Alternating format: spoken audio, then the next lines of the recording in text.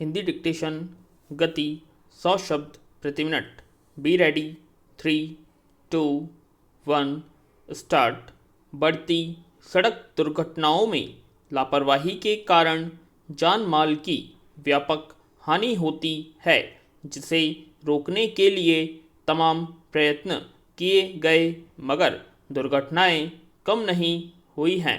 सड़क पर चलते हुए या गाड़ी चलाते हुए मोबाइल पर बात कर रहे लोगों के वाहनों की आए दिन दुर्घटना की खबरें पढ़ने को मिलती हैं।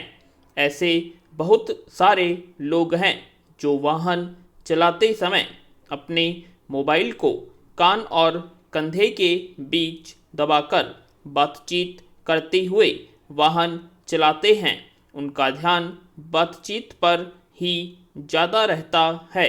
उनके पीछे चल रहे वाहनों के हॉर्न बजाने पर भी वे नहीं सुनते हैं।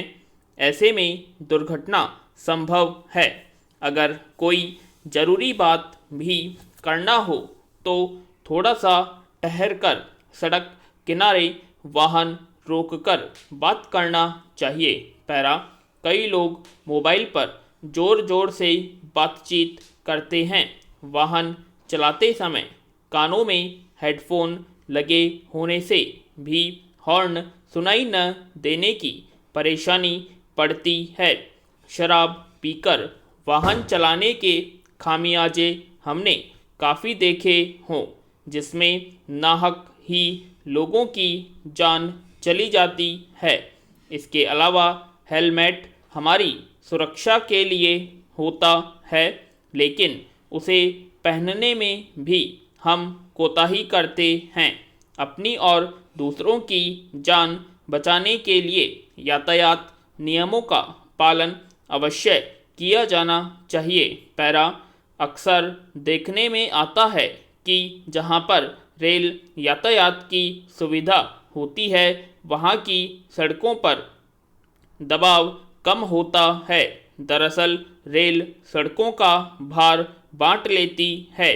सड़कों पर गड्ढों के कारण दुर्घटनाएं होती हैं। जिन सड़कों पर ज़्यादा गड्ढे मिले, वहां की देखरेख के लिए जिम्मेदार महकमों और संबंधित अधिकारियों के खिलाफ कार्रवाई की जानी चाहिए।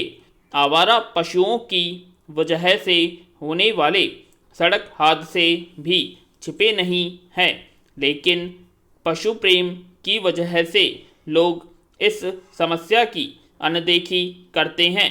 ऐसे पशुओं को सड़कों से हटवाया जाना चाहिए, क्योंकि अक्सर रात के समय अंधेरे के कारण पशु दिखाई नहीं देते और दुर्घटना हो जाती है। सड़कों के आसपास लगने वाली दुकानों के अतिक्रमण से भी सड़कों पर सही तरीके से चलने में परेशानी होती है और दुर्घटना आशंका बनी रहती है। तहसील स्तर और जिला स्तर पर जहां यातायात का दबाव ज़्यादा हो, वहां मुख्य चौराहों पर यातायात संकेतक अवश्य लगाए जाने चाहिए, ताकि यातायात व्यवस्थित हो सके। साथ ही खराब सड़कों की मरम्मत भी आवश्यक है। सड़कें बनाने की मानक गुणवत्ता का स्तर नई तकनीक और श्रेष्ठ हो, जिसके बनने से सड़कों पर प्रतिवर्ष होने वाला रखरखाव कम होकर अतिरिक्त आर्थिक बोझ न पड़े। पैरा अपनी सुरक्षा के साथ दूसरों का भी ख्याल रखना जरूरी है। परिवार के लोग हमारे घर लौटने की राह देख रहे होते हैं, इसलिए जल्दी के बजाय सुरक्षित पहुंचना मकसद होना चाहिए।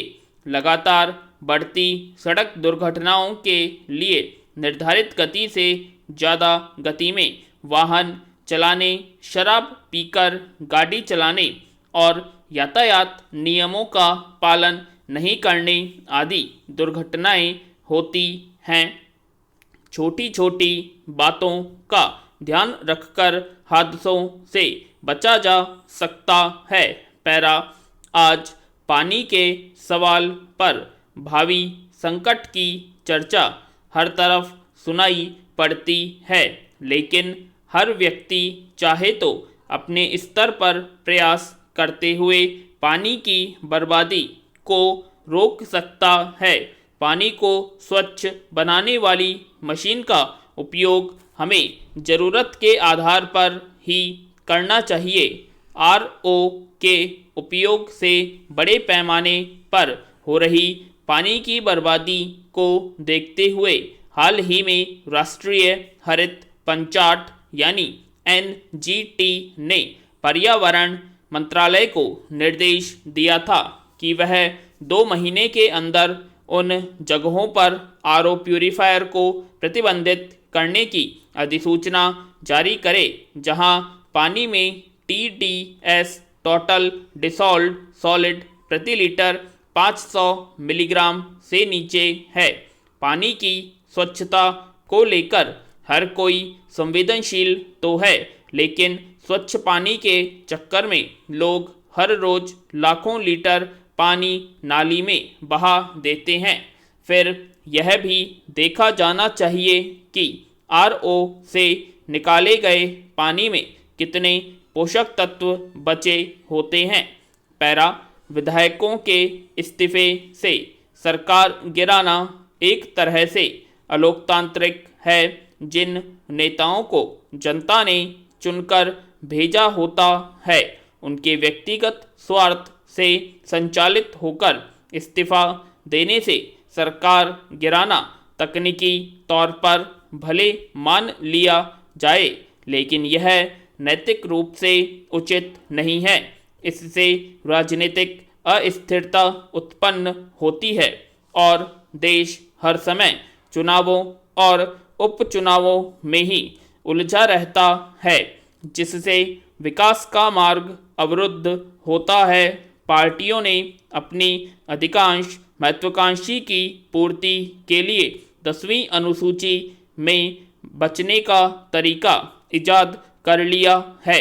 इससे जनता के मन में लोकतंत्र के प्रति अविश्वास का भाव पैदा हो रहा है।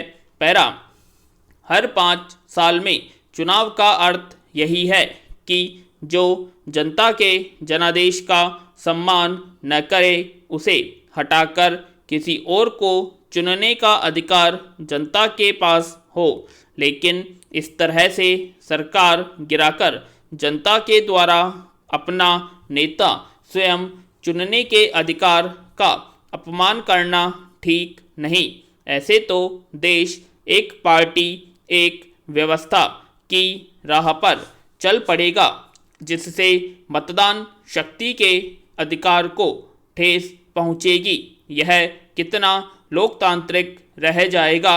ऐसे में सुप्रीम कोर्ट को इस पर जरूरी संज्ञान लेने की जरूरत है, जिससे लोकतंत्र के साथ हो रहा खिलवाड़ रोका जा सके। पैरा आज देखा जाए तो पूरे विश्व में हमारे विद्यार्थी राजनीति में बहुत ही अहम भूमिका निभाते आए हैं।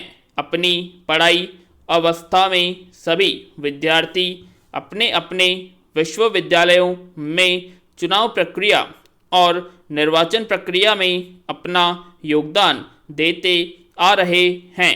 दरअसल हम सभी लोग राजनीति से दूर होकर भी जुदा नहीं हो सकते और इसीलिए हमारे शिक्षार्थियों की बुद्धि भी इसमें रमती है।